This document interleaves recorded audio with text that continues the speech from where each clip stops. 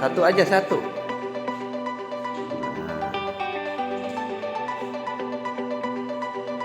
Oke. Sip.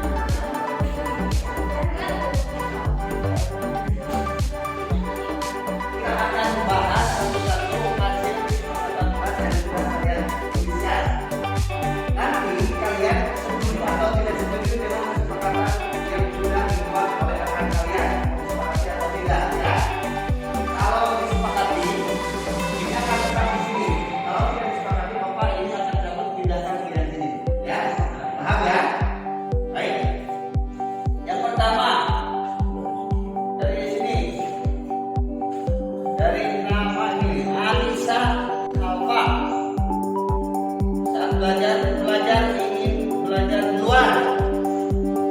Setuju atau tidak? Ketika mau belajar media lokal, belajar di luar. Seterusnya atau hanya beberapa waktu? Terusnya. Kalau saat-saat tertentu mungkin ya. Jadi belajar di luar. Baik. Ini sepakat. Yang kedua dari Muhammad Fadlan. Tepat waktu. Ingin tepat waktu. Mau? Atau seperti apa? Mau tepat waktu atau tidak? Siapa mau tepat aja? Wah, saya nggak mau tepat waktu, maunya yang general gitu ya. Saya. Ya, jadi mau dipakai atau tidak ini? Iya, aja. Tante, ini mau dipertahankan oleh kamu atau tidak? Mau dipertahankan atau tidak? Pertahankan. Kenapa alasannya? Bingung. Ya, kita gitu. Oh ya. Tapi sementara kita satu di sini ya. Ya, oke. Selanjutnya dari Iqbal Al-Rafi. Belajar di kelas. Ada ya? Ini untuk kelompok yang ini. Muhammad Cahya belajar di luar kelas. Wah. Ini Putri ini belajar untuk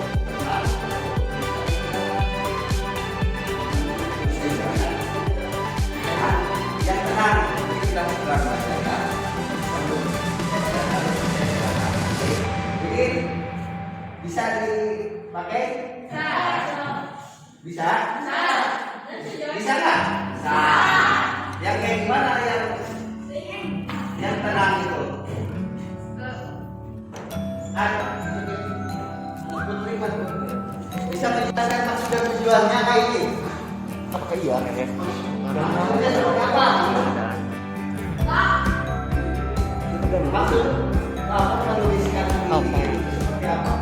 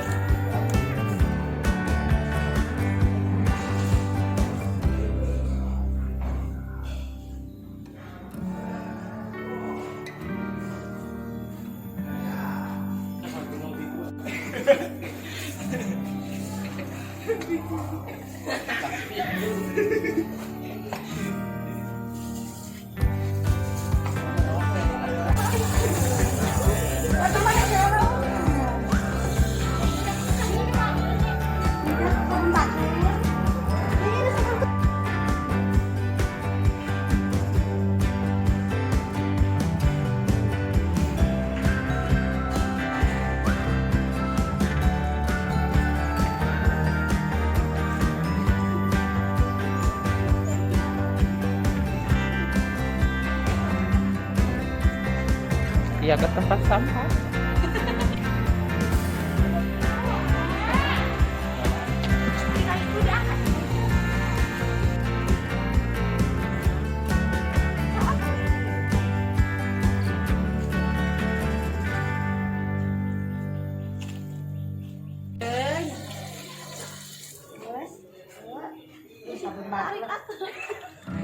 Sabun sekarang sabun waktu bersih. Tapi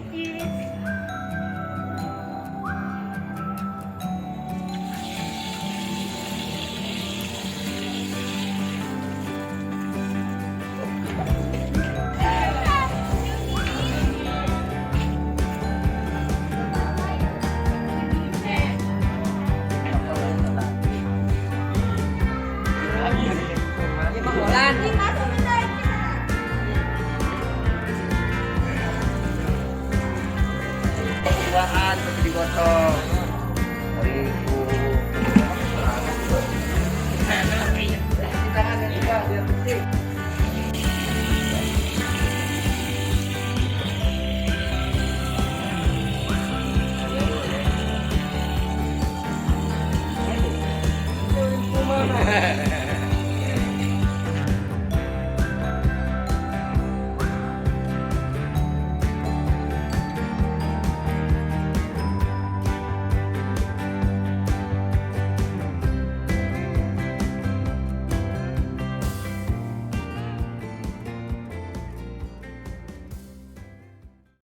Ya, ya baik, kita mulai. Bismillahirrahmanirrahim. Assalamualaikum warahmatullahi wabarakatuh. Waalaikumsalam warahmatullahi wabarakatuh.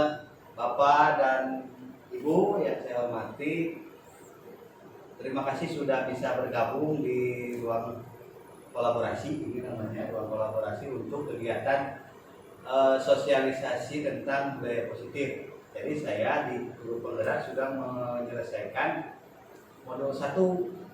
Modul 1 itu terdiri dari 4 modul Bapak Ibu. Yang pertama modul 1.1, anaknya ada 4. Jadi kalau yang ikut CGP itu semuanya ada 3 modul. Satu modul menghabiskan 2 bulan. Satu modul 1.1 itu tentang filosofi Ki Hajar Dewantara. Yang kedua modul 1.2 itu tentang nilai dan peran guru penggerak. Yang 1.3 itu tentang visi dan misi guru penggerak. Nah, di modul 1.4 itu tentang budaya positif di sekolah atau di kelas seperti itu. Nah, di setiap akhir modul saya dituntut untuk membuat aksi nyata dari keempat rangkaian modul 1 sampai modul 4 seperti itu. Jadi sekarang saya sudah berjalan di modul 2.1 sudah berjalan. Jadi hari ini saya akan coba mensosialisasikan rencana rencana aksi nyata yang deadline kegiatannya itu 19 November. Jadi masih ada waktu hari ini. Sosialisasi hari ini tentang membangun budaya positif sekolah, Bapak Ibu ya. Ini bukan menggurui, kita sharing aja ngobrol. Nanti ada Bapak Ibu yang apa itu silahkan kita ngobrol ya, santai aja. Ini tentang modul 1.4 itu tentang budaya positif. Ya, ini nama ibunya.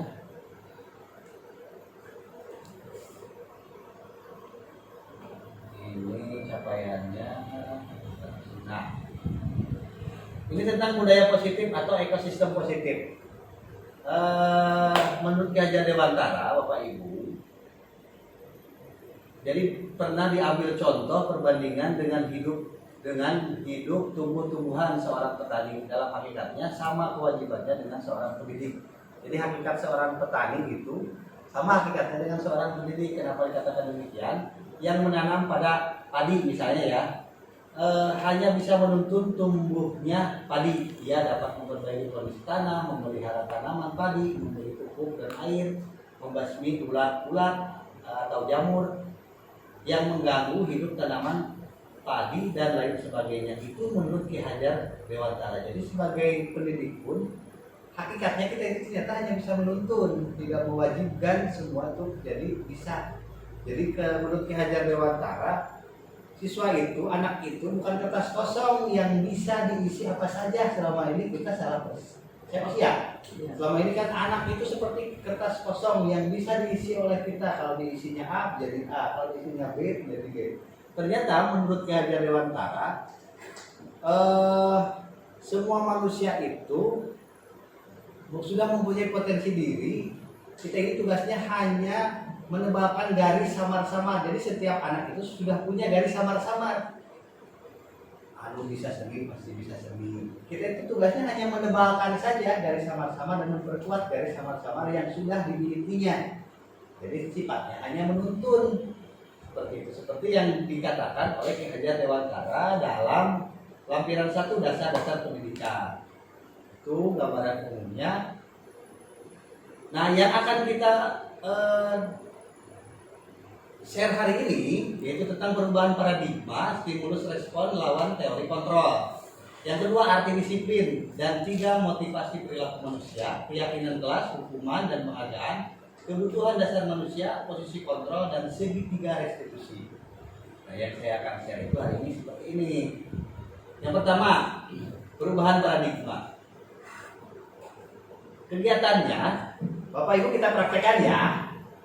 Bapak Ibu, nanti Bapak Ibu bayangkan, bisa dipraktekkan sebentar. Bapak Ibu anggap dalam genggaman ini di kiri atau yang kanan adalah benda yang paling berharga, ya, yang paling berharga. Letakkan di salah satu tangan, kiri atau kanan, ya. Silakan nanti. Terus teman yang satunya itu mencoba dengan sekuat tenaga dengan berbagai cara untuk meminta Anda memberikan benda tersebut. Apa yang akan terjadi? Mau dipraktekkan atau hanya dibayangkan? Kalau dibayangkan sulit ya. Praktekkan aja. Ya. Kita praktekkan Ibu Anis dengan Ibu Nur Hasana, Ibu Mimin dengan Ibu Rima. Siapa yang akan merayu? Siapa yang akan jadi prakteknya? Bu Bunda mau yang mempertahankan atau yang merayu? Mempertahankan. Siap. Bundanya yang Bu Rima yang merayu, Bu Anis. Pak Andri kita lihat saja ya sebagai juri. Silakan dengan semua tenaga ya. Jadi ini berhasil atau tidak membuka merayu gitu maksudnya? apa Dipaksa dibuka, mau dipaksa begini atau dengan perkataan Ibu. Rayuan. Bukalah, nanti saya kasih uang 2 juta. Oke. Tapi bendanya ini jangan dikasih tahu ya.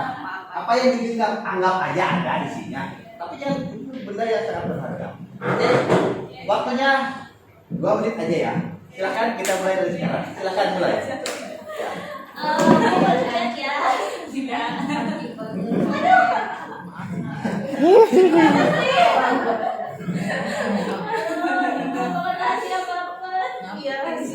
Kalau bisa dengan perkataan, kalau tidak dengan perbuatan. Berapapun tidak akan saya buka. Berapapun tidak akan saya buka. Boleh. Kalau bisa dipaksa. Sekuat tenaga. Kalau tidak bisa. Oke, waktu habis. Ya, terima kasih sudah mencoba. Adakah yang berhasil? Tidak. Baik. Kalau tidak ada perubahan paradigma, apa yang terjadi Bapak Ibu yang barusan? Saya ingin tanya ke yang mempertahankan, kenapa apa benda yang berharga yang Bunda punya di genggaman tadi? Karena benda ini tidak boleh terlihat oleh orang lain. Ya, apa bendanya, bentuknya, jenisnya, sebutkan, boleh sebutkan namanya? Cincin. Cincin. Baik, Ibu Anis, bendanya apa? Memori. Memori. Baik, memori Enggak memori HP. Oh, memori HP, memori ini. Karena Bisa benda, dipegang. bendanya boleh apa saja, ya. Ibu Rima apa kesulitannya untuk membujuk Bunda sehingga tidak bisa seperti itu? Kayaknya itu memang sangat berharga dalam hidupnya. Makanya dirayu sampai mau dibayar 10 juta pun dari itu. Sudah maksimal ya. Rayuannya sudah maksimal sampai ibu mengorbankan 10 juta demi genggaman. Ibu rasanya apa? Karena tadi disuruhnya harus membuka, jadi ya berusaha sekuat tenaga untuk membuka itu gitu, untuk mencari Ibu jawaban. kebuka nggak? Ya. Enggak ya, baik. Nah, dalam kehidupan itu seperti itu. Jadi apapun yang berharga dalam diri kita harus dipertahankan. Jangan sampai dibuka. Jadi sebagai pendidik kita harus ajak ya. Seperti ajak artinya tidak terbujuk oleh hal-hal seperti tadi rayuan sobokan ya Bu ya. Dalam tanda petik ya, sobokan itu ternyata kita ajak. Mudah-mudahan di kehidupan nyata ini kita bisa laksanakan nih begitu ya. Kita lanjutkan Pak Ibu. Nah, perubahan paradigma dari teori kontrol ini ilusi kontrol. Ilusi guru mengontrol murid, ilusi bahwa kritik dan membuat orang merasa bersalah dapat menguatkan karakter. Ilusi bahwa semua penguatan positif efektif dan bermanfaat. Ilusi bahwa orang dewasa melihat untuk memaksa. Nah, seperti itu ya yang tadi itu. Jadi guru yang mengontrol murid, bukan murid yang mengontrol kita. Seperti itu. Bahwa kritik dan membuat orang merasa bersalah dapat menguatkan karakter. Nah, perubahan paradigma stimulus respon ini dengan teori namanya teori kontrol. Bisakah kita mengontrol seseorang? Yang pertama ada namanya stimulus respon, yang kedua ini teori kontrol. Kalau stimulus, kita mencoba mengubah agar orang berpandangan sama dengan kita. Ya, harus sama. Kalau stimulus respon, jadi menganggap, kenapa sih ibu itu mengajar gitu? Nah, kenapa si A mengajarnya seperti itu? Jadi itu namanya stimulus respon. Jadi setiap orang memandang harus sama dengan, kenapa tidak sama dengan kita mengajarnya? Itu namanya stimulus respon. Kalau teori kontrol, kita berusaha memahami pandangan orang lain tentang dunia. Jadi paham, oh kenapa si A, si guru A mengajarnya seperti itu? Karena memang habitnya dunianya seperti itu, tidak bisa kita paksakan. Bedanya stimulus respon dengan teori kontrol. Terus kalau menurut SR, saya singkat saja SR dari TK, perilaku buruk dilihat sebagai suatu kesalahan. Kalau menurut SR. Kalau TK itu semua perilaku memiliki tujuan. Pasti. Kalau menurut SR yang buruk itu pasti sebuah kesalahan. Tapi menurut teori kontrol belum tentu. Karena seseorang mau melakukan kesalahan pasti ada alasan dan tujuannya. Termasuk nanti nyambungnya ke budaya positif, keyakinan kelas dan sebagainya tentang kenakalan siswa itu akan nyambung di sini. Saya kesiangan di sekolah itu sebuah kesalahan ya kalau menurut SR. Kalau menurut TK itu adalah saya punya alasan kenapa saya kesiangan. Kenapa dulu gitu ya? Iya.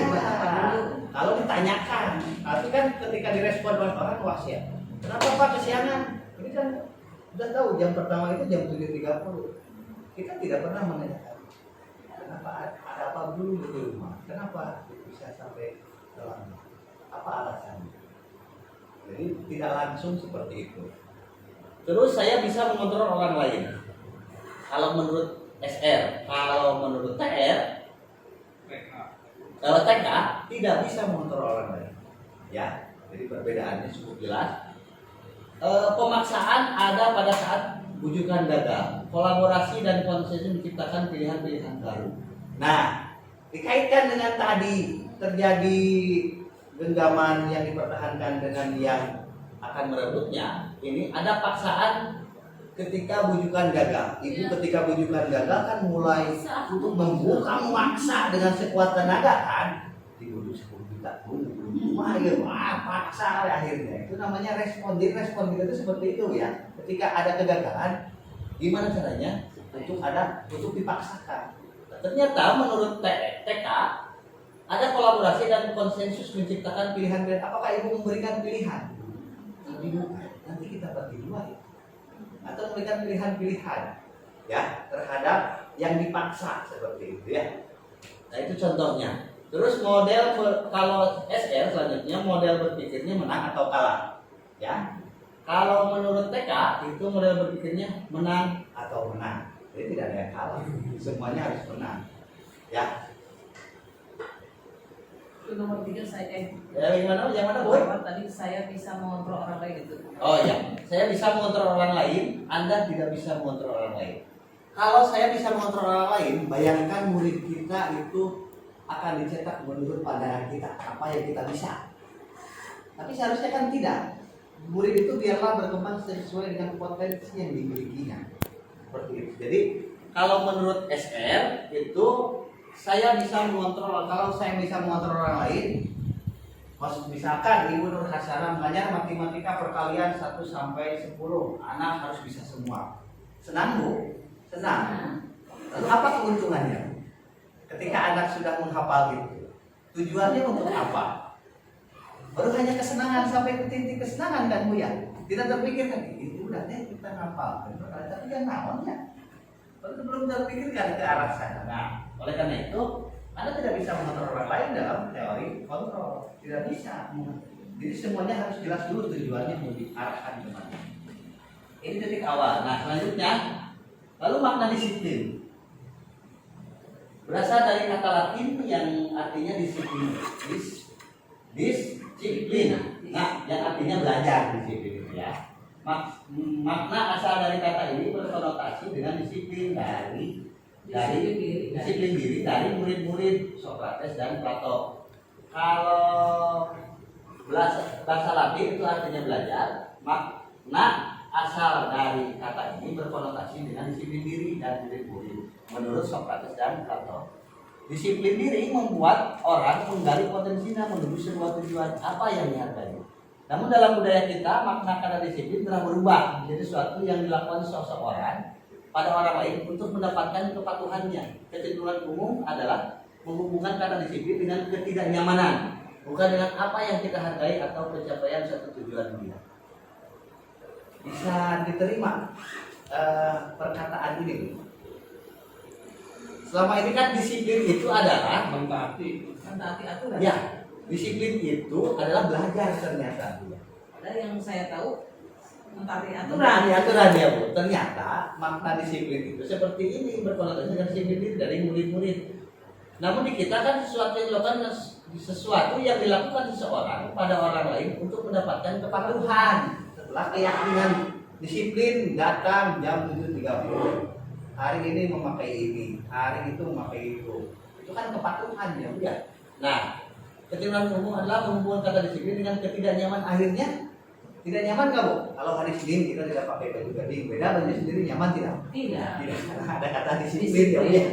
Akhirnya menimbulkan ketidaknyaman. Nah, jika ada poe itu nama kita ini. Nah, kita jadi pakai baju salah, ya kan? Terus bukan dengan apa yang kita hargai atau pencapaian satu tujuan mulia.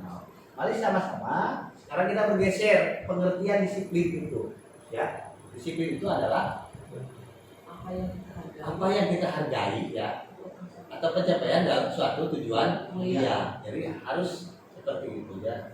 Kata dasarnya juga adalah belajar. Selanjutnya ya. Nah, teori motivasi perilaku manusia. Satu, untuk menghindari ketidaknyamanan atau hukuman, apa yang akan terjadi apabila saya tidak melakukannya? Ya Bu, untuk menghindari ketidaknyamanan, apa yang akan terjadi apabila saya tidak melakukannya? Untuk mendapatkan imbalan dari orang lain atau institusi itu motivasi eksternal. Yang pertama, yang kedua motivasi eksternal juga, ya. Apa yang akan saya dapatkan apabila saya melakukannya? Terus untuk menghargai diri sendiri menjadi insan sesuai dengan harapan kita, itu motivasi internal, tujuan disiplin. Saya akan menjadi orang yang seperti apa bila saya melakukannya. Jadi kalau motivasi eksternal disiplin itu, apa yang akan terjadi bila saya tidak melakukannya?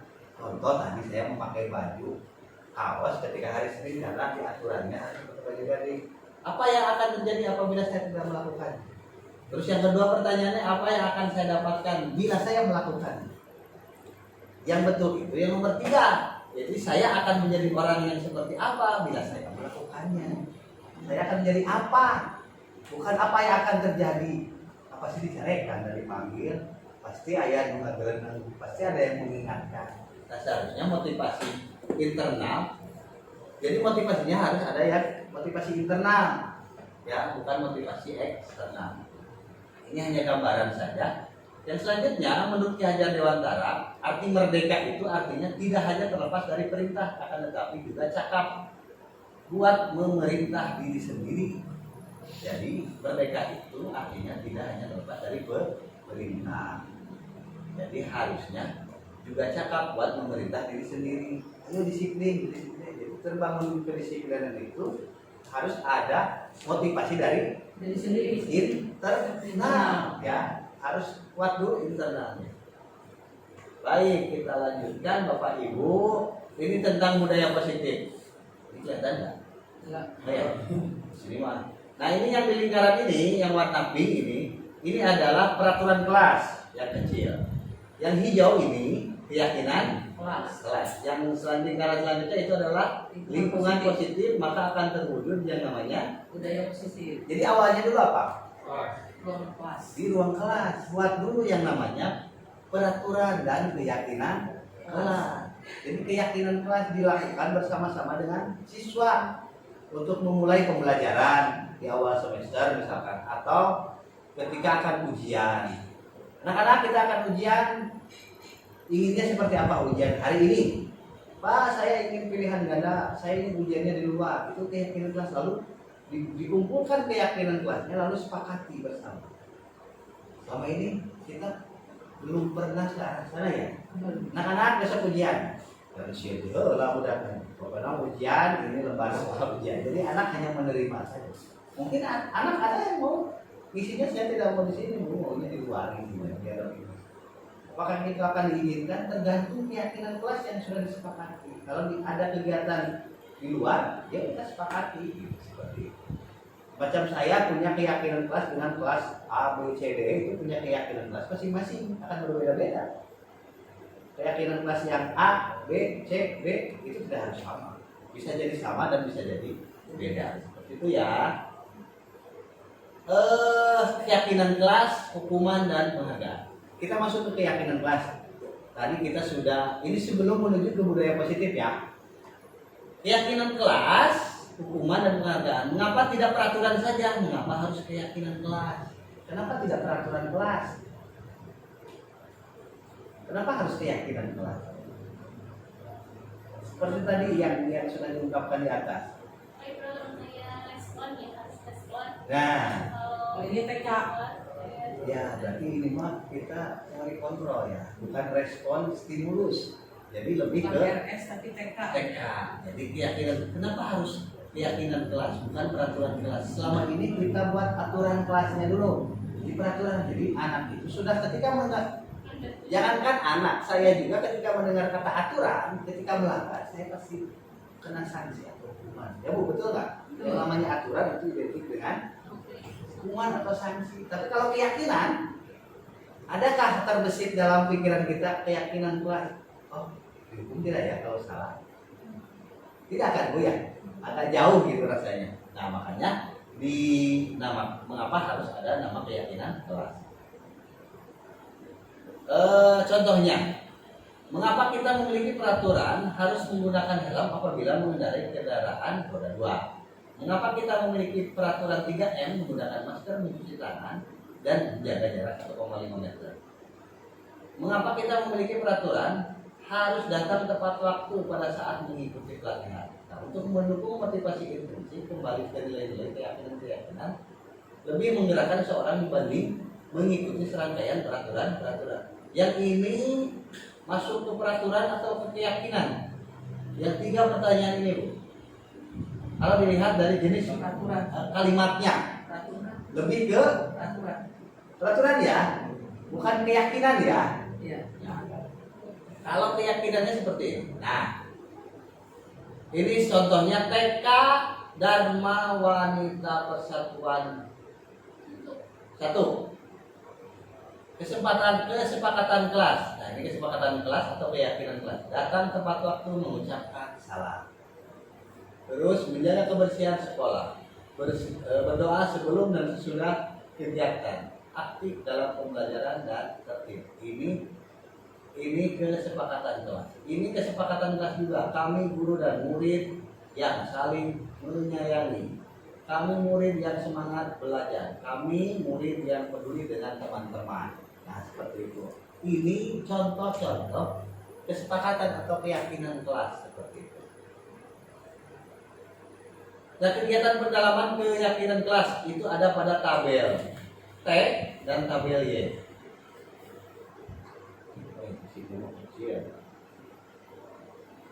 Di tabel T tidak terlihat ya Bu ya? Iya, sama. Kita pindah saja ke sini. Peraturan. Selalu kembalikan buku ke tempatnya. Keyakinan kelas atau nilai kebajikan yang dituju apa kira-kira?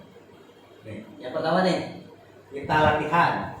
Selalu kembalikan buku ke tempatnya. Keyakinan kelas itu nilai kebajikannya apa kira-kira?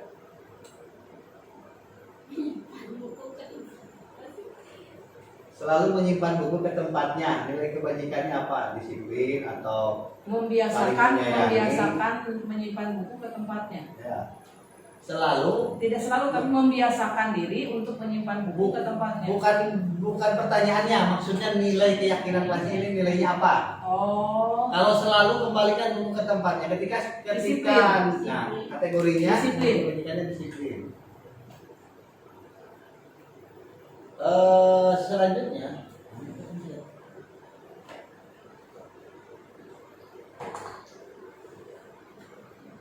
kita coba ini ya.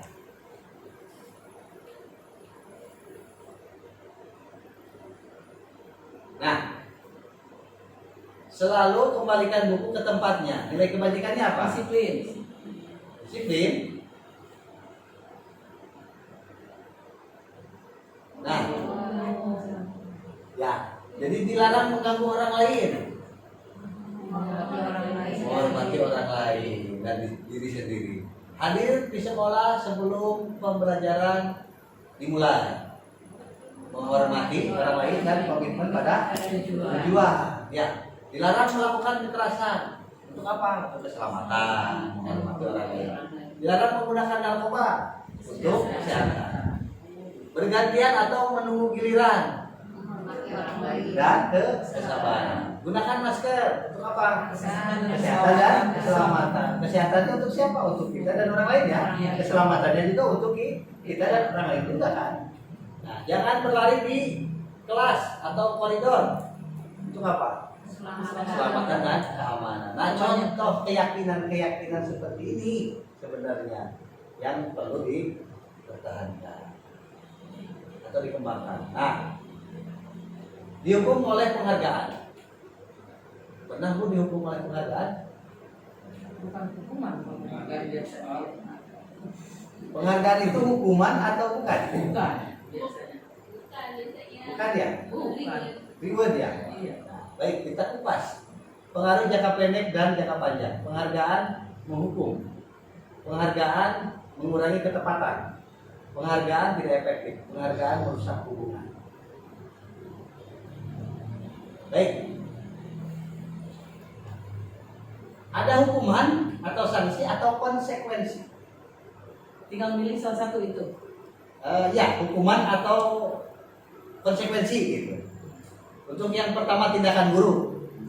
Mencatat 100 kali di dalam buku kalimat saya tidak akan terlambat lagi karena terlambat ke sekolah. Itu hukuman atau sanksi? Atau konsekuensi? Konsekuensi. Hukuman. Ibu, konsekuensi. Baik. Lari mengelilingi lapangan basket 2 kali karena terlambat hadir di sekolah. Hukuman. Murid diminta untuk push up 15 kali karena tidak menggunakan masker ke sekolah. Hukuman. Menggantikan kertas tugas teman yang telah dicoret-coret. Konsekuensi. Konsekuensi ya. Jadi baru satu frekuensi yang sama ya. Yang konsekuensi itu menggantikan tugas ya. Membersihkan tumpahan air di meja tulis karena tersenggol pada saat belajar. Konsekuensi. Konsekuensi. Meminta murid tidak mengenakan sepatu seharian di sekolah karena tidak mengenakan sepatu hitam. Kuman? Sudah mulai frekuensinya sudah mulai berbeda lagi deh. Minta murid tidak konsekuensi. Konsekuensi atau hukuman? Saya konsekuensi. Baik, ada konsekuensi, ada hukuman. Lari mengelilingi lapangan basket 2 kali karena terlambat 10 menit untuk belajar PJOK. Hukuman. Konsekuensi atau hukuman? Konsekuensi. Baik, kita lihat. Yang pertama ternyata itu adalah hukuman. Yang kedua itu hukuman. Yang ketiga hukuman. Yang keempat itu konsekuensi. Yang kelima itu masih konsekuensi. Murid disuruh mengelilingi itu adalah hukuman. Lari mengelilingi lapangan bola basket karena terlambat 10 menit untuk pelajaran PJOK itu sanksi atau konsekuensi. Nah, seperti itu antara hukuman dan konsekuensi. Nah, bedanya hukuman dan konsekuensi ya. Ibu bertanya seperti itu, saya langsung merespon. Karena kita mendengar. Pasti bertanyaannya, beda hukuman Apa sih bedanya hukuman dengan konsekuensi? Nah, ini kita lihat. Hukuman itu sesuatu yang menyakitkan harus terjadi. Kalau konsekuensi sesuatu yang harus terjadi. Sesuatu yang menyakitkan dan harus terjadi. Contohnya apa? Tadi itu ya. Lari 100 keliling Push up. karena terlambat masuk sekolah. Sesuatu yang menyakitkan dan memang harus terjadi. Amat tak pasti 100 keliling. Ya. Tapi kalau konsekuensi sesuatu yang harus terjadi. Ketika saya sedang mengajar PJOK, anak terlambat masuk kelas, ada konsekuensinya pelari 2 kali lapangan basket. Ya, itu kan sesuatu yang harus terjadi karena sudah terjadi kesepakatan kelas. Boleh itu ya? Ya, nah itu sesuatu yang menyakitkan, tapi harus terjadi. Terus membuat anak sakit, fisik maupun hati, betul nggak? Atau 100 kali push up 15, pasti sakit fisiknya. Untuk jangka waktu yang sangat lama. Membuat anak merasa tidak nyaman dalam jangka waktu yang sangat pendek. Kalau hukuman itu lama jangka sakit hatinya. Kalau konsekuensi sebentar. Setelah lari 2 keliling dia kan gabung lagi yang biasa kan. Tapi kalau dihukum anak di luar jam pelajaran, cuci, nyapu itu jangka panjang sakit hatinya. Jadi kasihan juga. Terus anak membenci jadi amat karena disiplin ketika sering dihukum katanya. Ya. Nah, mereka aja ya, terus anak kalau konsekuensi anak lebih menghargai disiplin, bukan jadi marah, jadi membenci ya. Kalau hukuman pasti jadi paksaan, ya, karena terpaksa. Kalau konsekuensi itu stimulus atau tanggapan. Tanggapan dari sebuah keyakinan yang sudah disepakati. Oh, saya itu terlambat, tapi harus lari dulu 2 kali. Itu kesepakatan dengan saya. Ya. Terus mendorong anak menyakiti diri sendiri. Kalau yang hukuman, kalau yang konsekuensi mendorong anak agar mudah menyesuaikan diri. Kalau hukuman itu mendorong anak menyakiti diri sendiri. Artinya jelas ya Bu ya, menyakiti diri sendiri. Menyakiti diri sendiri, push up, lari, itu kan menyakiti diri sendiri karena harus terjadi, terus jadi amok karena disiplin kan. Terus konsep diri yang buruk, konsep diri yang baik. Anak belajar untuk menyembunyikan kesalahan. Jadi anak belajar untuk mematuhi peraturan akhirnya. Marah, rasa bersalah, dipermalukan, merasa tak dihargai kalau hukuman. Tapi kalau konsekuensi kehilangan hak, dibuat tidak nyaman, diasingkan untuk sementara diasingkannya. Bayangkan teman-temannya ketika sudah mulai pembelajaran, anak masih berlari, kan diasingkan sementara itu, jangka waktunya pendek. Tapi ketika sudah selesai melakukan konsekuensinya, anak kan bergabung lagi ya. Bayangkan anak ketika dihukum di luar di kelas, Kamu tidak pakai sepatu keluar dulu. Diasingkan dulu. Dari hati udah merasa bersalah, dipermalukan di depan orang banyak. Kalau itu namanya hukuman. Ya. Jadi sekarang apakah sudah ada gambaran perubahan pola pikir paradigma mau menghukum atau menjadikan konsekuensi, Bu? Jadi maksudnya untuk perbedaan yang terutamanya hukuman dengan sanksi atau konsekuensi itu, kalau konsekuensi mungkin jenisnya harus disepakati bersama dulu. Ya. Kalau hukuman responnya langsung, Ya. langsung begitu kan ya bedanya. seperti Ya? itu. Jadi selama ini yang kita lakukan itu memang jauh ya. Semuanya Hukuman. berbentuk hukuman. Langsung kan spontan saat Oh, dia mah, mana tercerut tabok, hukuman ya. Nah, seperti ini itu. mah harus disepakati dulu sebelumnya. Iya, jadi Ya. kesepakatan. Baik. Kita lanjutkan. Nah, 5 posisi kontrol. Ada 5 posisi kontrol, Bu. Yang pertama, penghukum, pembuat orang merasa bersalah, atau sebagai teman, atau sebagai pemantau, atau sebagai manajer. Nah, itu 5 posisi kontrol yang bisa kita ambil. Ibu mau pilih yang mana silahkan. Apakah menjadi penghukum, apakah menjadi pembuat orang merasa bersalah, atau menjadi teman, atau menjadi pemantau, atau menjadi manajer. Kalau penghukum itu identitas gagal, identitas berhasil sukses, kontrol diri, kontrol dari luar, kontrol dari luar. Guru berbuat menghardik, menunjuk-nunjuk, menyakiti, menyindir, itu adalah penghukum. Kembalikan ke diri sendiri, Bu. Kita introspeksi diri. Oh, saya selama ini penghukum berarti karena kategorinya ada di situ. Kalau yang membuat orang bersalah, berceramah, mengatakan seharusnya capek dah, ibu teh geus ngajarin ka sabelah, kayaknya kieu deui dia. Itu berarti pembuat orang merasa jadi salah nanti baru udah ya. Pernah kan itu? Pernah. Betul.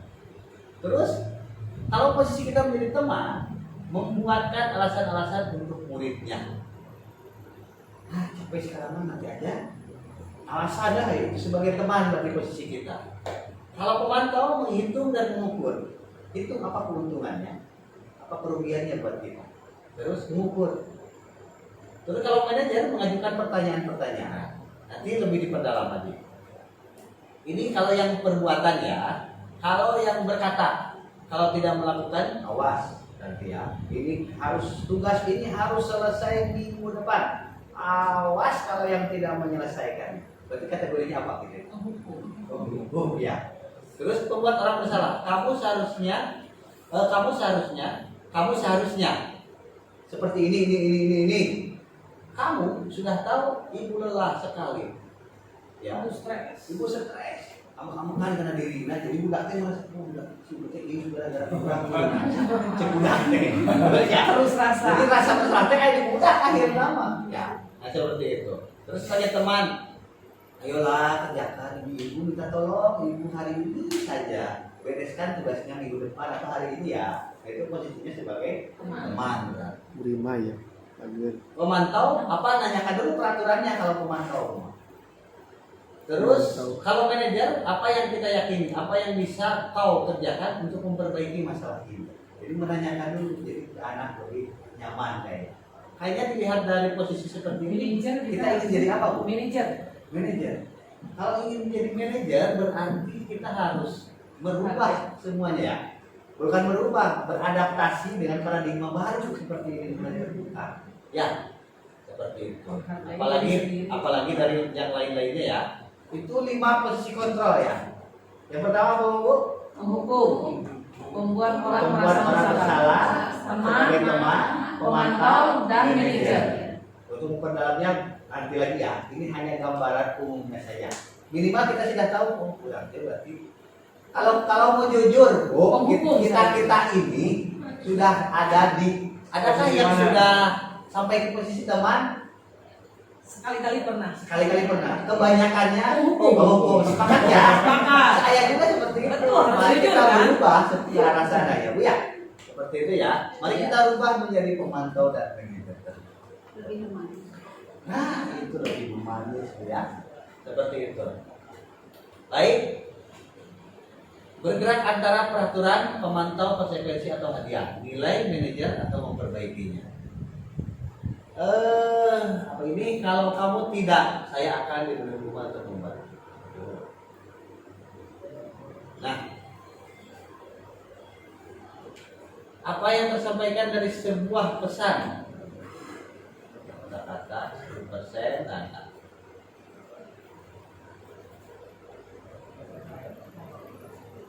Bun, bisa mencontohkan dari nada saja. Sebagai dari 5 posisi kontrol ada penghukum, pembuat orang bersalah, teman, pemantau, dan manajer. Bunda mau posisi yang mana? Yang manajer. Coba sebutkan dengan nada sebagai manajer dengan kata yang ini. Sebagai manajer. Disebutkan. Iya, dibaca itu dengan tapi dengan posisi ibu memposisikan itu dari kontrol itu sebagai manajer. Bisa ditambahkan dengan kata lain. Boleh, tapi intinya ini. Anak-anakku sayang, apa yang kamu inginkan? Itu sebagai Manajer. Ingat kadang udah muda. Itu jadi kiumnya. Apa-apa. Memang saya sekarang belajar seperti itu. Oke. Yang lainnya, Ibu Rima kalau manajer sudah ya, tinggal 4 posisi yang Ibu harus ambil. Hukum, Bu. Mau posisi yang mana Ibu? Gak apa-apa, ini kita simulasi aja. Dari Ibu Sebagai teman aja. Oke, kalau sebagai teman seperti apa nadanya, Bu? Itu baru dapat gaji apa yang kamu mau sebetulnya. Oke.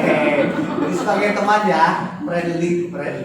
Ibu Nurhasana, kita semuanya ada di sini ada 5 posisi kontrol ya. Tinggal lagi posisi kontrol yang Ibu pilih, yang 2 sudah. Bukan kata yang ini, Bu. Ibu hak mau abinya. Iya, Ibu posisinya mau apa dulu? Yang Ibu ambil. Oh iya. Coba paminta hukum begitu ya. Pemukul. Ya, oke. Silakan, Bu. Beneran kia. Apa yang kamu mau beneran? Nadanya lebih galak kalau mau. Jangan apa yang kamu mau ya coba lebih humanis deh. Kalau mau Semuanya hukum. ada nak. Naon sih? Kunaon kalian teh gini, nanti apa nu pengen dinaona gitu. Oh gitu, sebagai penghukum. Kurang hati aku. Cocok. Apa yang kamu? Kadang kita tidak sadar dengan intonasi, Bu. Ya. Iya. Ternyata itu menentukan intonasi nada suara kita itu. Sebagai apa? Sebagai apa kita itu posisi kontrolnya? Kalau kita sudah tahu posisi kontrol, kita pasti akan mengatur nada suara kita. Karena cara ngomong udah seperti apa kan? Padahal baik bahasa yang keluarnya kan menuntun, tapi kan karena intonasi terlalu tinggi, ya itu seperti itu. Jadi mungkin kalau ini tahu penghukum sudah dilihat dari kalimat seperti ini, guru yang bersangkutan itu marah karena dia itu belum mengerjakan sesuatu. Betul. Tapi Jadi kalau ditanyakan. ibu posisinya sebagai Manajer posisi enggak. kontrol, Pak. Apa? Nah, seperti itu. Tapi kan kalau kata-katanya enak, kita mengambil posisi sebagai minimal sebagai teman, Bu ya. Kalau posisi yang sedang itu teman, pemantau dan manajer, itu kan indah kelihatannya. Ya. Kalau penghukum kan, naon sih yang kalian kan? Seperti itu. Kalau sebagai teman tadi, atau sebagai manajer tadi apa yang dikatakan oleh Bunda seperti itu lebih enak. Materinya apalagi ini saya nanti dulu ya di orang lain merasa bersalah. Gini kali ya Pak. Apa sih yang kamu mau? Bisa ya. Bisa masuk ya. Apa sih yang kamu mau? Pasti lah. Kalau Tapi kalau ditambahkan apa sih yang kamu mau? Ini bisa capek bisa dari hari. bisa makan kita itu udah capek kan. Kalau langsung mah jadi manajer tuh jadi kalah. Kadang harus nafsu orang deh, kampung. Manajer yang memantau. Baik. Kita sudah mengetahui yang pertama perubahan paradigma ya. Apa itu penghukum, apa itu konsekuensi, apa itu posisi 5 kontrol ya. Dan jadi ada di keyakinan kelas sudah ya tadi. Terus sekarang kita bergeser ke restitusi. Apa itu restitusi? Mengulang. Restitusi itu adalah proses menciptakan kondisi bagi murid untuk memperbaiki kesalahan mereka. Restitusi itu. Jadi proses menciptakan kondisi bagi murid untuk memperbaiki kesalahan mereka. Itu restitusi namanya. Sehingga mereka bisa kembali pada kelompok mereka dengan karakter yang lebih kuat. Itu menurut dosen tahun 2004. Itu namanya restitusi. Ciri-ciri restitusi bukan untuk menebus kesalahan, namun untuk belajar dari kesalahan, memperbaiki hubungan, tawaran bukan paksaan. Restitusi menuntut untuk melihat ke dalam diri. Restitusi mencari kebutuhan dasar yang mendasari tindakan. Restitusi diri adalah cara yang paling baik. Restitusi fokus pada karakter bukan tindakan. Restitusi itu. Restitusi fokus pada solusi. Restitusi mengembalikan murid yang berbuat salah pada kelompoknya. Itu namanya restitusi. Jadi restitusi teh adalah menciptakan kondisi bagi siswa untuk memperbaiki kesalahan mereka sehingga bisa kembali ke kelompoknya yang lebih kuat. Apakah ini sudah terjadi di kita? Contoh anak yang bermasalah comot di kelas. Lalu dikembalikan ke kelas, apakah dia sudah siap dengan karakter? Anak sudah pasti merasa teraniaya ketika dipanggil oleh BK. Oh, dipanggil ke BK, oh pasti dia berbuat salah. Gitu ya. Iya. Tentang seperti itu. Can di ruang guru teh pada nyereka di BK hukum. Can hukum deui. Guru nu ngaliwat. Oh, da si eta mah gitu. Adi bae kieu-kieu, oh nama dibully bebek anak si anak teh ya. Terus apakah kita memikirkan, mempersiapkan psikis anak untuk kembali ke kelas? Tidak. Dengan posisi karakter yang lebih kuat sehingga bisa diterima lagi dengan kelompoknya. Apakah kita berpikir ke arah sana? Itu namanya fungsi restitusi. Itu seperti ini. Nanti kita lebih perdalam lagi. Nah ini ada yang namanya segitiga restitusi namanya. Ya, segitiga restitusi. Yang pertama itu menstabilkan identitas. Yang kedua validasi tindakan yang salah. Yang ketiga menanyakan keyakinan. Jenis tiga restitusi segitiga ini yang pertama adalah menstabilkan identitas. Pernahkah kita memanggil siswa? Nah, kamu tahu kenapa kamu dipanggil ke sini? Itu menstabilkan identitas. Ya. Kan itu mah tuh, ini si Anu. Umurnya, kemarin laporan menurut laporan dari ibu ini pokoknya si hakimi salah itu laporan pokoknya nama. Apakah kita menstabilkan identitasnya dulu? Tidak ya? Tidak. Kamu tahu nggak kenapa ibu atau bapak panggil kamu ke sini? Kenapa? Atau gimana lah ya? Bisa dengan bentuk pertanyaan lagi. Stabilkan dulu identitasnya. Biar dia tahu dulu kenapa saya sampai dipanggil ke sini. Lalu yang kedua, dengan stabil itu setiap orang pasti pernah melakukan kesalahan. Kamu bukan satu-satunya yang pernah melakukan ini. Nah, stabilkan itu yakinkan ke anak bahwa setiap orang pasti pernah bersalah dan kamu bukan satu-satunya yang pernah melakukan ini. Akan kabur anak. Si A itu bukan satu-satunya yang pernah kabur, masih ada beberapa teman yang lain itu sama. Jadi yakinkan mau kabur teh urang itu sekolah itu urang nunggu juga nanti udah teh. Jadi kan merasa tertekan secara psikis anak takut karena belajar. Walaupun ke sekolah pasti bertingkah deui. Ya, seperti itu. Terus yang kedua menanyakan validasi tindakan yang salah. Contoh pertanyaannya, pasti kamu punya alasan kenapa kamu melakukan hal itu. Itu validasi tindakan yang salah. Pernahkah ditanya alasannya? Terus, adakah cara yang lebih efektif untuk mendapatkan apa yang kamu butuhkan?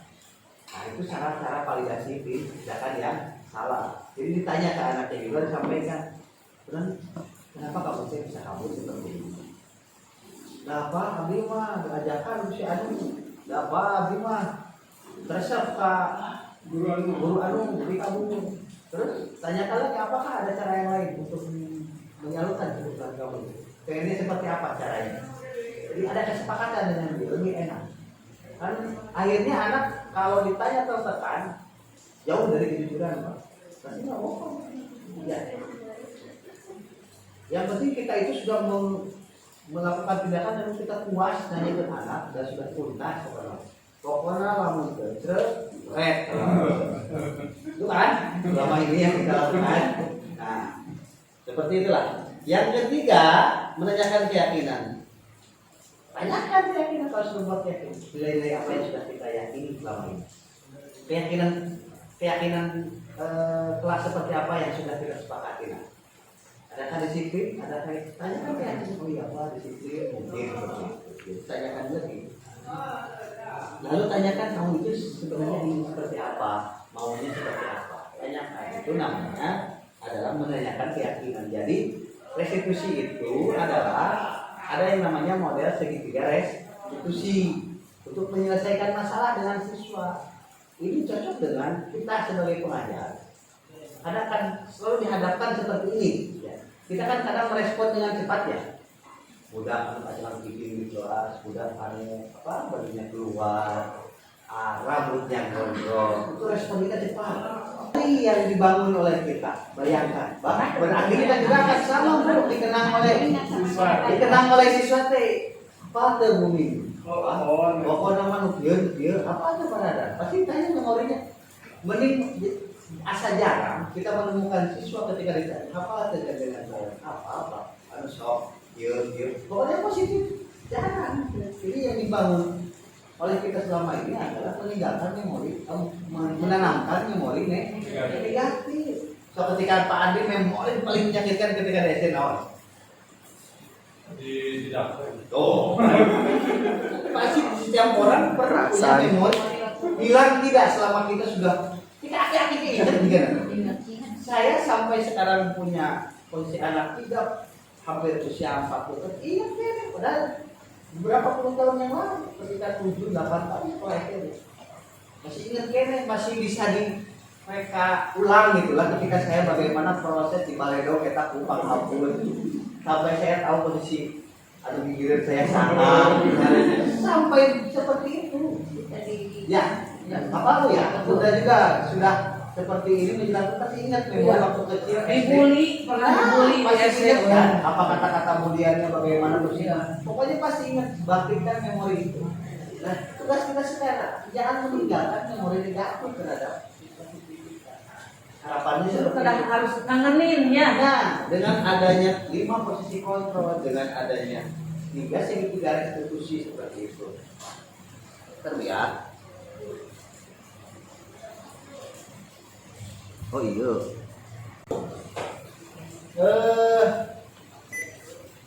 Segitiga restitusi.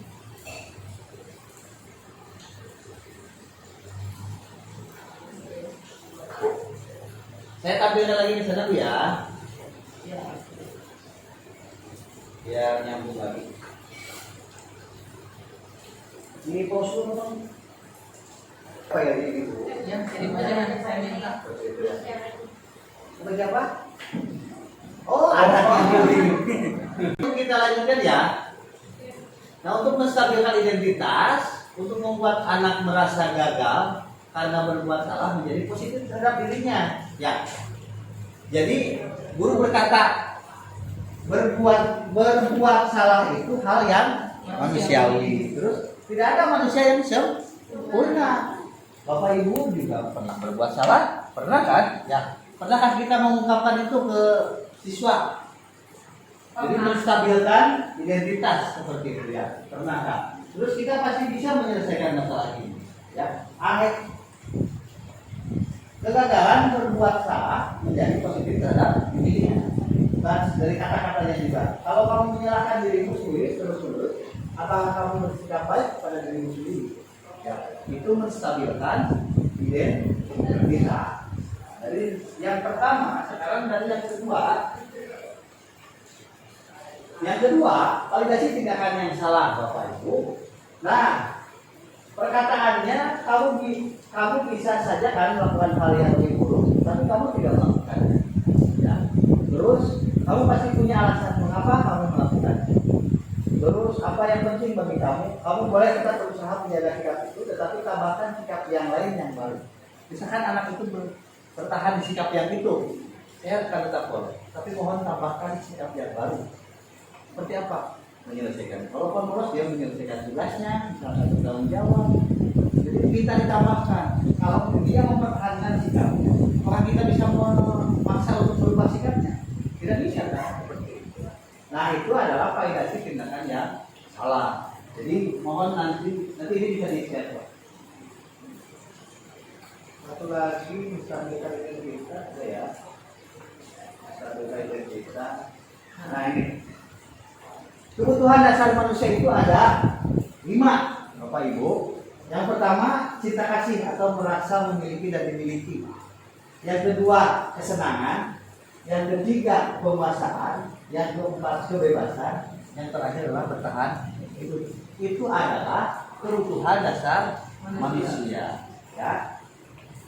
Nah ini menyatakan keyakinan yang tadi ya. Yang terakhir. Nilai apa yang kita percaya di kelas atau sekolah kita? Yang segitiga restitusi itu, yang pertama kan menstabilkan identitas, validasi tindakan yang salah, terus menanyakan keyakinan. Nah ini kata-katanya seperti itu. Ya agak cepat.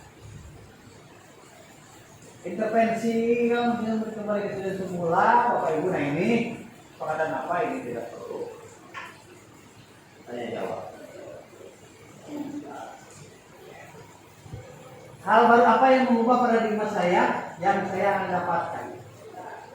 Pak Ibu, kalau ditanya tentang ini, hal apa yang mengubah paradigma Bapak Ibu ketika sudah mendapatkan informasi sharing seperti ini mengenai budaya positif? Mengubah perilaku dari penghukum menjadi manajer atau pemantau. Paradigma yang itu ya, mengubah perilaku penghukum dan merasa orang lain bersalah mungkin ya. Iya. Menjadi Pemantau atau manajer. Paradigma. Ibu Rima, apa yang sudah paradigma apa? Saya dapat paradigma baru. Kalau memperlakukan siswa itu jangan seperti musuh. Betul. Tapi kita harus memperlakukan itu lebih humanis. Oh, jadi humanis ya. Sebagai manajer. Iya. Yang mungkin lebih dikerjakan dengan besar, seperti yang merasa didolimi. Iya. Oke. Yang lainnya nanti saya selesai untuk sesi ini Bapak Ibu. Jadi mari kita sama-sama perasaan yang mungkin selama ini pasti Bapak Ibu akan mulai mereposisikan lagi cara kita mengajar terhadap siswa. Mudah-mudahan perubahan budaya positif ini bisa berkembang.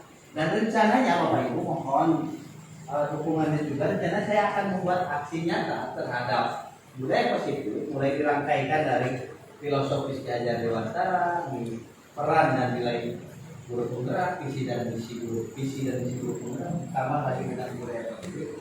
Saya akan melakukannya. Saya akan membuat aksi nyata tentang optimalisasi penggunaan HP.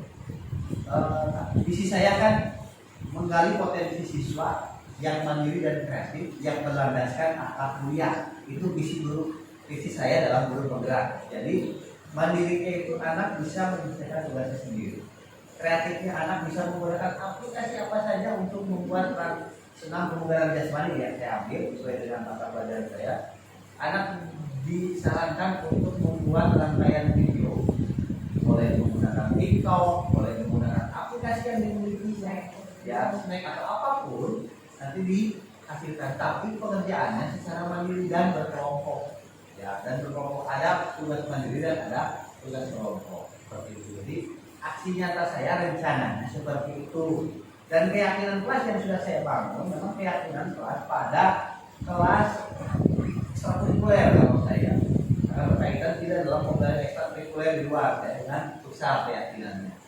Jadi sudah terjadi kesepakatan atau keyakinan kelas sudah ada. Nah, Bapak Ibu silakan nanti membuat keyakinan kelas oleh masing-masing. Kalau tidak semua juga tidak apa-apa. Hanya beberapa kelas kita coba.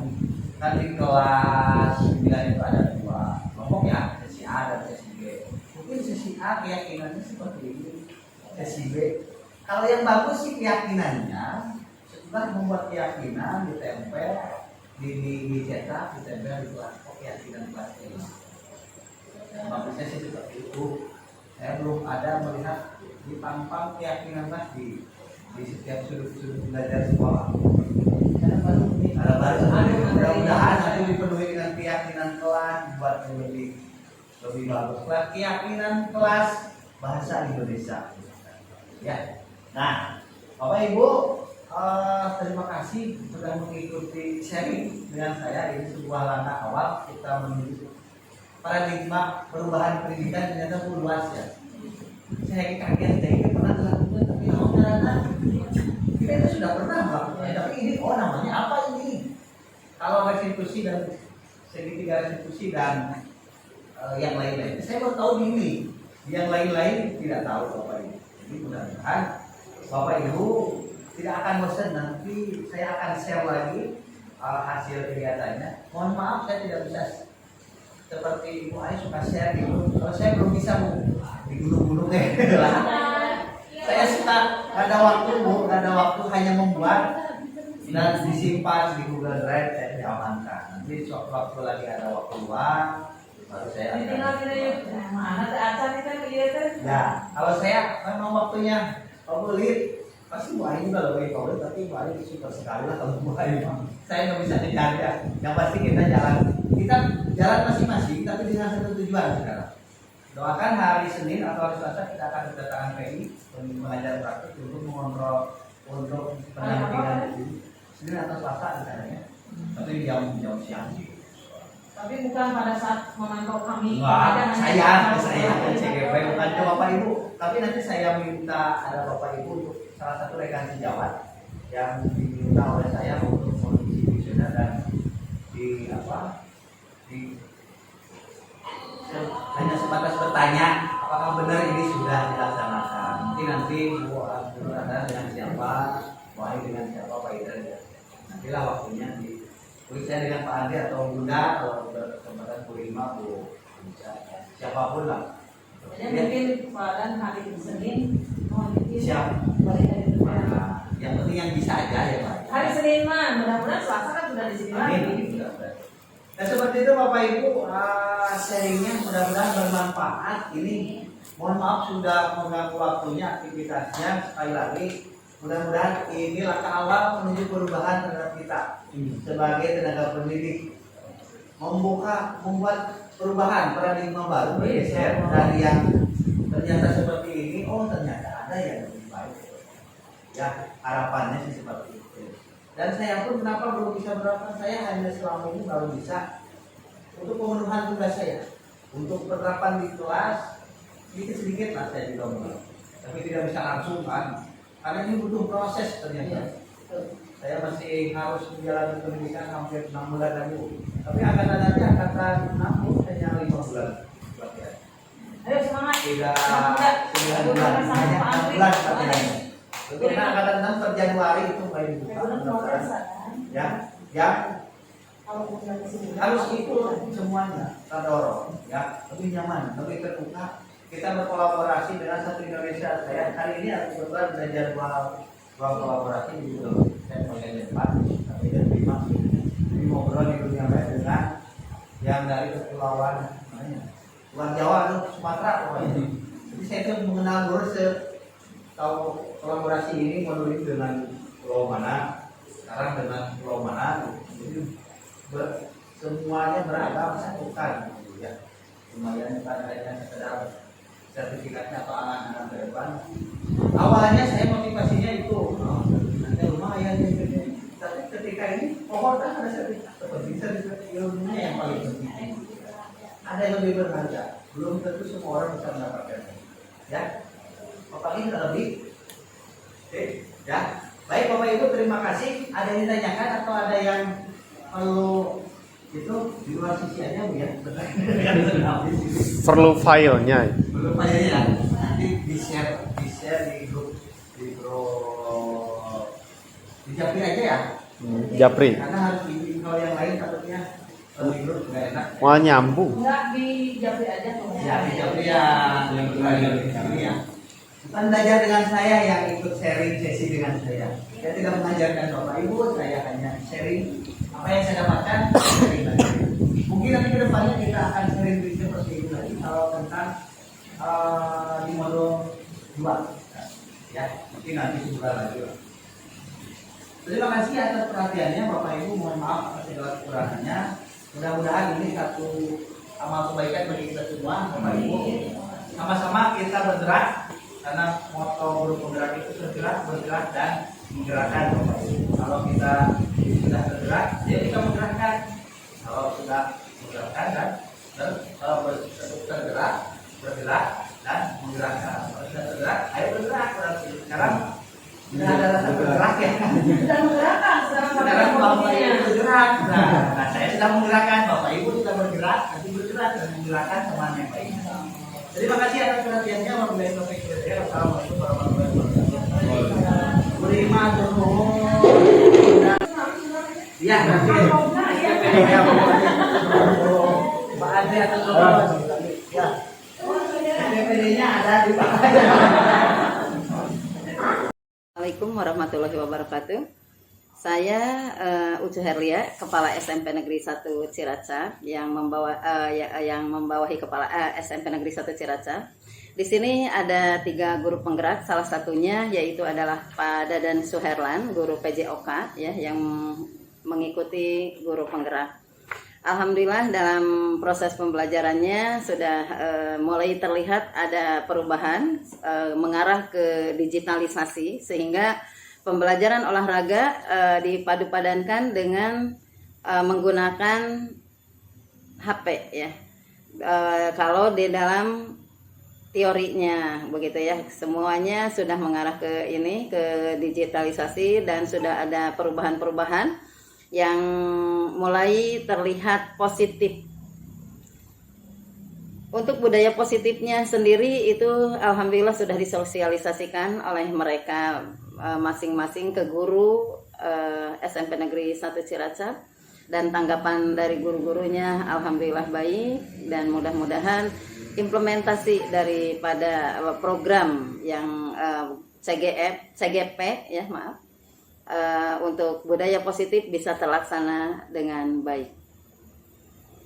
Harapan dengan adanya guru penggerak di SMP Negeri 1 Ciracap ini, yang 3 orang ini bisa membawa teman-teman untuk beralih ya dari asalnya gaptek menjadi menjadi terbuka ya untuk pembelajaran menuju ke arah digitalisasi, karena kita menghadapi era 4.0 yang tidak bisa lepas dari digitalisasi. Demikian testimoni dari saya. Terima kasih. Wabillahi taufiq wal hidayah. Wassalamualaikum warahmatullahi wabarakatuh. Warahmatullahi wabarakatuh. Perkenalkan, nama saya Andri Mardiana SPD dari SMP Negeri 1 Ciracap, rekan teman sejawat dari Bapak Dadan Suherlan SSI, yang mana beliau mengikuti pelatihan program guru penggerak.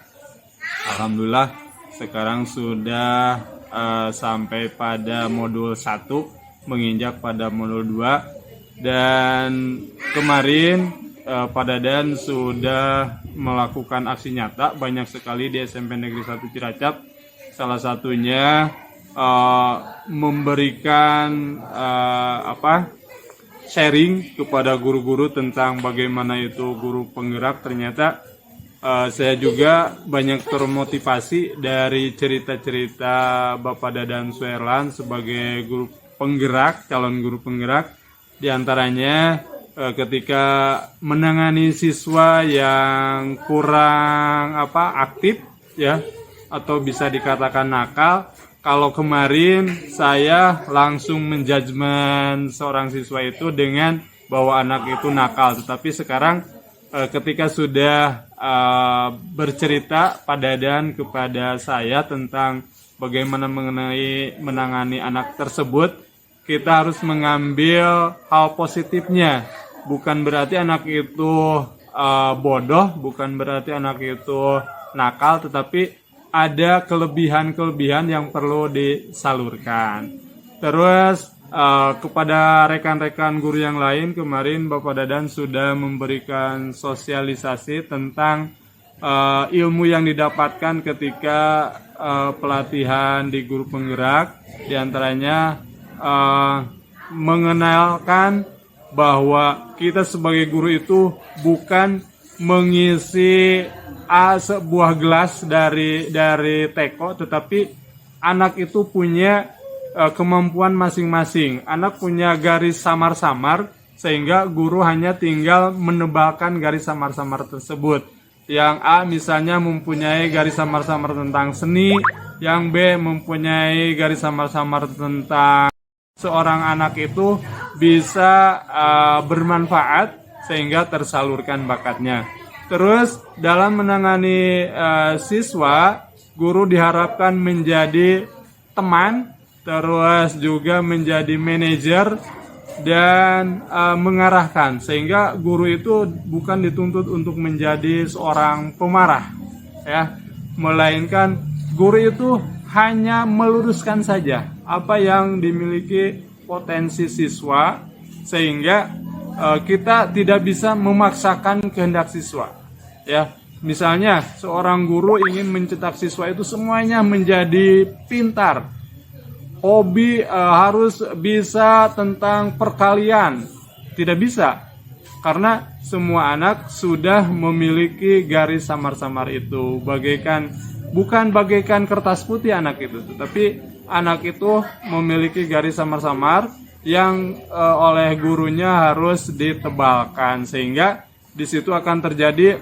proses kematangan yang misalnya anak mampu dalam bidang seni, terus mampu bidang olahraga, mampu di bidang akademik. Apabila kita menebalkannya, maka dia akan kompeten pada bidang masing-masing. Selanjutnya, dalam lingkungan sekolah, setelah Pada dan Suherlan SSI mengikuti guru penggerak, terus dia menularkan kepada rekan-rekan, khususnya kepada saya, sehingga di sekolah itu yang awalnya ketika tidak ada media pembelajaran atau alat tulis untuk digunakan dalam pembelajaran, awalnya hanya berpangku tangan saja. Tetapi ketika mendengar dari atau mendapatkan sharing dari Pak Dadan Suherlan setelah mengikuti guru penggerak, ternyata itu salah. Tetapi kita harus melihat potensi apa yang ada di sekolah ini. Ketika tidak ada alat tulis, jangan gagal mengajar ke kelas, tetapi kita harus mencari bagaimana supaya alat tulis tersebut digantikan dengan yang lain. Seperti itu. Terus ketika tidak ada papan tulis, mau masuk ke kelas karena di kelas tidak ada papan tulis. Tidak seperti itu, tetapi kita harus bisa mensiasatinya. Bagaimana agar pembelajaran tersebut menjadi lancar, sehingga tidak hanya mengandalkan alat yang ada. Ketika alat tidak ada, ya sudah putus semangatnya. Tetapi kita harus berusaha mengisi atau mencari jalan lain supaya pembelajaran bisa berjalan lancar. Nah, itu yang bisa disampaikan aksi nyata atau yang saya rasakan ketika Pak Dadan Suherlan menjadi anggota atau mengikuti pelatihan guru penggerak. Sangat terasa sekali perubahan positif di SMP Negeri 1 Cilacap. Terima kasih, mohon maaf. Assalamualaikum warahmatullahi wabarakatuh. Waalaikumsalam warahmatullahi wabarakatuh. Nama saya Kristiana Jonawawi, salah satu siswa dari SMP Negeri 1 Cilacap, Kecamatan Cilacap, Kabupaten Sukabumi, Provinsi Jawa Barat. Ingin menceritakan tentang aksi nyata yang dilakukan oleh Pak Dadan di dalam kelas. Salah satunya yaitu membangun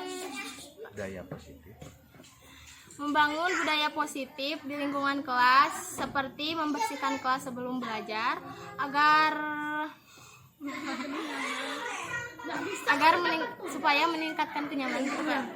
supaya meningkatkan kenyamanan untuk belajar para siswa.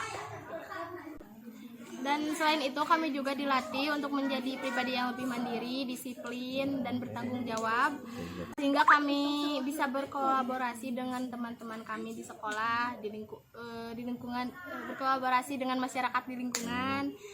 Cara mengajarnya lebih mudah dipahami dan termotivasi untuk lebih giat belajar lagi, untuk membangun masa depan yang lebih cerah. Sekian dari saya. Wassalamualaikum warahmatullahi wabarakatuh.